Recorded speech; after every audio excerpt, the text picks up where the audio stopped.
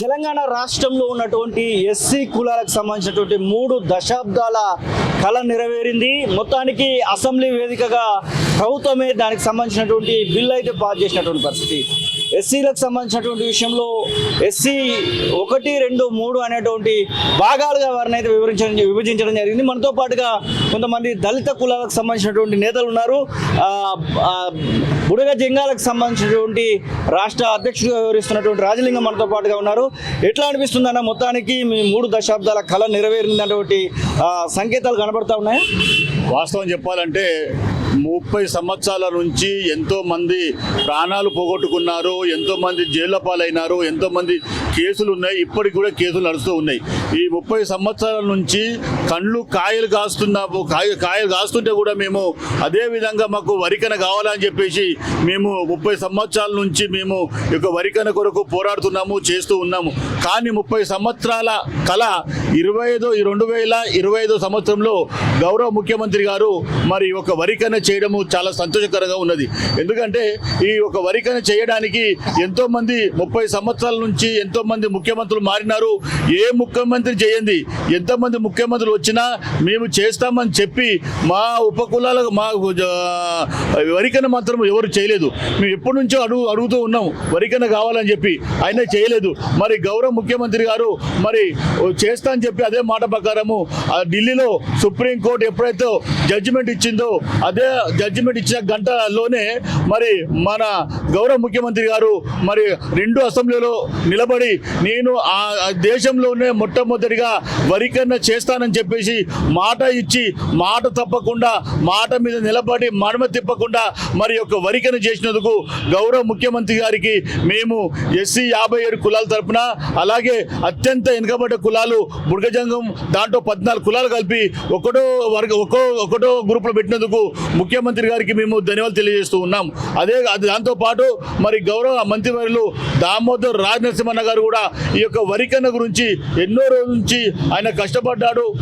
ఎంతో కష్టపడి మరి యొక్క వరికన్న గెలవాలని చెప్పి పెద్ద జడ్జిని పెట్టి పెద్ద అడ్వకేట్ పెట్టేసి ఈ యొక్క వరి కొరకు పోరాడి గెలిపించి ముందున్న నాయకుడు గౌరవ మంత్రివర్యులు దామోదర్ రాజసింహ గారు.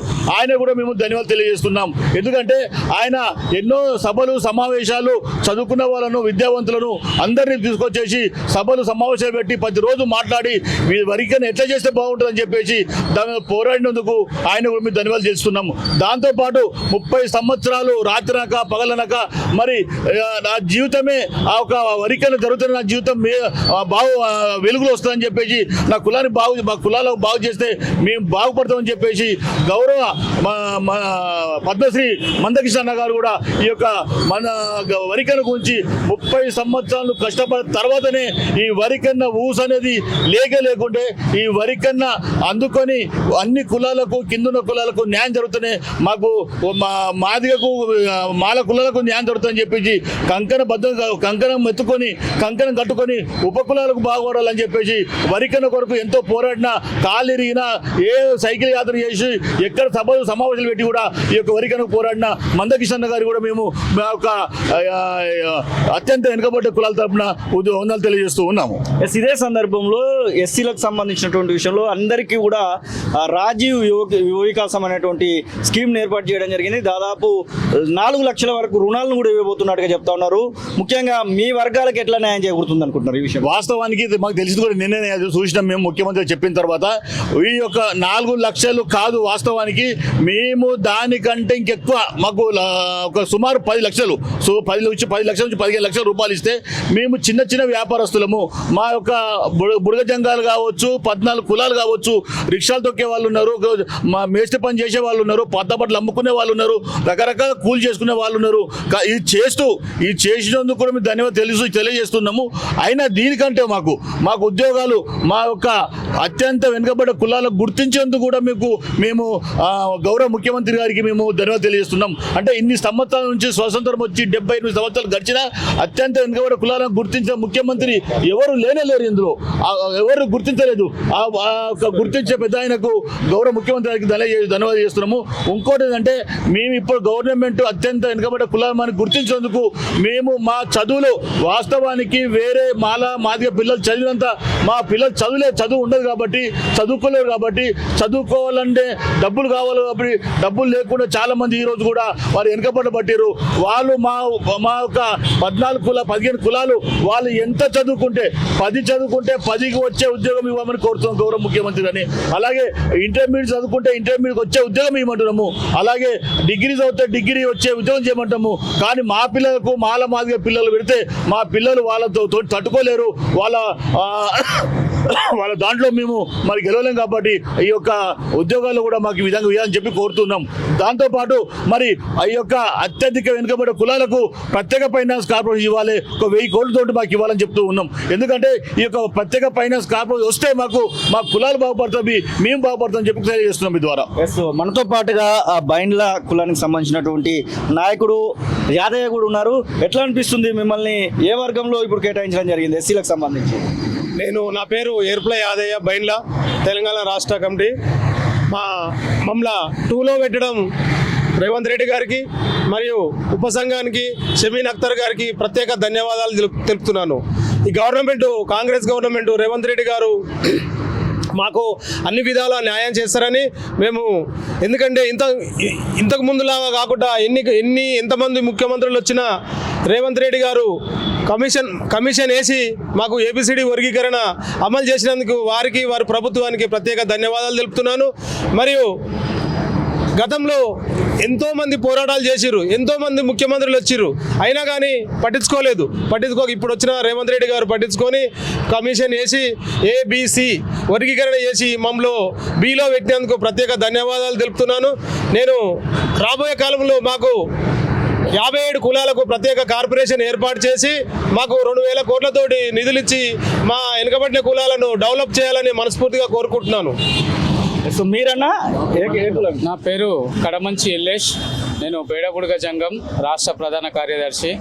ఈరోజు మాకు ఎంతో సంతోషకరమైన విషయము, సీఎం మన రేవంత్ రెడ్డి గారు ఈరోజు వర్గీకరణ బిల్లు పాస్ చేస్తూ మరి వారు టీవీలో గిట ఇంటర్వ్యూ ఇచ్చిర్రు. మీ బుడుగ జంగాల పిల్లలు కానీ ఇతర చాలా గరీబ్ వాళ్ళు కానీ ఎవరైనా సరే వాళ్ళకు అన్యాయం జరిగింది, దానికి వాస్తవమే. మీరు ఎవరితో ఎటువంటి ఇబ్బందులు పెట్టుకోకుండా మీకు మేము 100% న్యాయం చేస్తాం. మీ పిల్లల చదువుకు డబ్బు సమకూరుస్తాము, మీ పిల్లల ఉద్యోగాల గురించి మేము చేస్తాం. మీరు పిల్లలను బాగా చదివించండి, ఫారెన్కి వెళ్ళినా ఎక్కడ వెళ్ళినా దానికి మేము గవర్నమెంట్ దానికి ముందు ఉంటుందని చెప్పిండ్రు. అందుకు వారికి మా మనస్ఫూర్తిగా ధన్యవాదాలు తెలుపుతున్నాం. అట్లాగే రాజనరసింహన్న గారికి వారికి మనస్ఫూర్తిగా ధన్యవాదాలు, మందకృష్ణన్న గారికి వారికి గిట మా మనస్ఫూర్తిగా ధన్యవాదాలు తెలుపుతున్నాం. సో మీరన్నా ఏ కులానికి సంబంధించినటువంటి వారు ఇప్పుడు ఏ గ్రూప్లో వేయడం జరిగింది మిమ్మల్ని?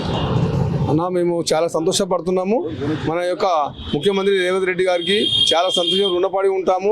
40 సంవత్సరాల నుంచి ఎన్నో పోరాటాలు చేసి ఉద్యమాలు చేసి ఎంతో బాధపడ్డాక కూడా మాకు ఏం మేలు జరగలేదు. నా పేరు చిత్తారు నరసింహులు, నర్సాపూర్, మెదక్ జిల్లా. ఈరోజు ఈ సంతోషం మేము పట్టలేకపోతున్నాము. ఎందుకంటే మా తాత తండ్రుల నుంచి కూడా ఇప్పటి వరకు మేము ఎక్కడ ఏ సంతోషం పొందలేము. ఇవాళ ప్రత్యేకంగా మా కులాన్ని గుర్తించి 3వ గ్రూపులకి వెళ్ళి మమ్మల్ని ఒకటో గ్రూపు చేసి 1% మాకు కేటాయించిన దానికి చాలా సంతోషం సార్. అందుకే ఈరోజు మేము ఎందుకు సంతోషపడుతున్నామంటే మేము జీవితం ఉన్నంత వరకు రుణపడి తప్పకుండా ఉంటాము. మనం అందగిట్టిన మాదిగన్న గారికి చాలా మాకు ఎన్నో ఉద్యమాలలో మేము పోరాడి ఎన్నో ఉద్యమాలలో మేము ప్రాణాలు అర్పించడానికి సిద్ధమై మా వాళ్ళు ఎంతోమంది చనిపోయినారు. కాబట్టి ఈ రోజు మా పిల్లలకు మా యొక్క బుడుగ జంగాల జిల్లాల వారిగా ఉన్న అంతంత వెనుకబడే కులము, మా ఎంత వెనుకబడే కులం ఎవరు లేరు. భూస్థలి కానీ మన ఇండ్లు కానీ ఏ పరంగా మాకు లేదు. కాకపోతే ఈ దామోదర రాజనరసింహన్న గారు మాకు ఎంతో మేలు చేసి నిన్న మాట్లాడిన అసెంబ్లీ దానికి మాకు చూసిన దానికి తట్టుకోలేకపోతున్నాం సార్. చాలా వెనుకబడి ఉన్నాము. మాకు ప్రత్యేకంగా కార్పొరేషన్ ఏర్పాటు చేసి మా యొక్క కులాన్ని ముందుండి నడిపేయాలని మాకు చాలా సంతోషం సార్. మీకు అందరికీ రుణపడి ఉంటాము. మీరన్నా ఏ కులానికి సంబంధించినటువంటి వాళ్ళు ఇప్పుడు ఏ గ్రూప్లో వేశారు మిమ్మల్ని? అన్న, నా పేరు మన్నే బాలస్. మేము మన్నే సామాజిక వర్గం. మమ్మల్ని తెలంగాణ ప్రభుత్వం మాకు ఒక మన్నే కమ్యూనిటీకి గుర్తింపునిచ్చి మొదటి జాబితాలో చేర్చడం జరిగింది. అందుకు తెలంగాణ ప్రభుత్వానికి ప్రత్యేకించి ధన్యవాదాలు. అలాగే ఈ వర్గీకరణలో భాగంగా 59 కులాలకి ఒక మంచి ప్రత్యేకమైనటువంటి గుర్తింపునిచ్చి అందరికీ భాగస్వామ్యం చేసి వారందరి సమస్యలు దగ్గరుండి తెలుసుకొని వారందరి పట్ల ఒక విశ్వసనీయత కలిగి వారందరికీ ఏ కేటగిరీలో ఎంత పర్సెంటేజ్ వస్తే బాగుంటుంది అనేటటువంటి ఉద్దేశంతో 59 కులాలను ఒక తాటి మీద తీసుకొచ్చి ప్రభుత్వంతో మాట్లాడి చర్చల్లో భాగమై షమీమ్ అఖ్తర్ గారి కమిషన్ ఏర్పాటు చేసి దానికి ప్రాతినిధ్యం వహించిన మా దామోదర్ రాజనరసింహ మా ఆందోళన ముద్దు బిడ్డ అలాంటి వ్యక్తికి ఈ సదవకాశం రావడం మేము చాలా సంతోషంగా మేమైతే వ్యక్తం చేస్తున్నాం. ఈ మహత్ కార్యంలో మా దామన్న గారి పాత్ర ఉండడం, మా ఆందోళన నుండి ఆయన ప్రాతినిధ్యం వహించడం, ఆయన మా ఆందోళన బిడ్డ అయి ఉండడం మాకు చాలా గర్వంగా ఉంది. అందులో భాగంగా మా మన్నే సామాజిక వర్గం పూర్తిగా ఆందోళనలో ఎక్కువ శాతం ఉంటుంది. మా స్థితిగతులన్నీ కూడా ఆయనకు తెలుసు. ఉన్నటువంటి 59 కులాలలో ఉన్నటువంటి ప్రతి ఒక్కరి స్థితిగతులు ఆ కాన్స్టిట్యున్సీ అది రిజర్వ్డ్ కాబట్టి అన్ని స్థితిగతులు తెలుసు కాబట్టి ఆయన తెలుసుకొని అందరినీ సహృదయంతో ఒక అన్నలాగా ఒక తండ్రిలాగా మమ్మల్ని అందరినీ హక్కున చేసుకొని మాకు ఒక ప్రత్యేకమైనటువంటి గుర్తింపునిచ్చి ఈ గుర్తింపులో భాగంగా ఈ ఒక రక్షణ కవచంగా మాకు ఏర్పడి ప్రతి ఒక్కరికి న్యాయం జరిగేటటువంటి విధంగా ఆయన ప్రోత్సాహం మా అందరి పట్ల ఉండడం మేము చాలా అదృష్టంగా భావిస్తున్నాం. ఎందుకు ప్రత్యేకించి ఆందోళన బిడ్డగా మా దామన్న కాన్స్టిట్యున్సీ బిడ్డగా ఒక మన్నే ఆయన శిష్యుడిగా నేను ఆయనకి కృతజ్ఞతలు తెలియజేసుకుంటున్నాను. Thank you. మీరన్నా ఏ కులానికి సంబంధించినటువంటి వాళ్ళు ఇప్పుడు ఏ గ్రూప్లో వేశారు మిమ్మల్ని? మమ్మల్ని ఏ గ్రూప్లో వేసిరన్నా మా కులము మేతర్, వాల్మీకి మేతర్ కులము. మాకు కిషన్ ఏ గ్రూప్లో ఇచ్చినందుకు మా ఎక్దం దూరం పడ్డ కులాలను కూడా దగ్గరించి గుర్తించి చేసినందుకు కిషన్కు ధన్యవాదాలు చెప్తున్నాము. కిషన్ అనే మాకు దిక్కు అయ్యిండు కాబట్టి అదేవిధంగా ఈ వర్గీకరణ చేసినందుకు ప్రభుత్వానికి కూడా ధన్యవాదాలు చెప్తున్నాము.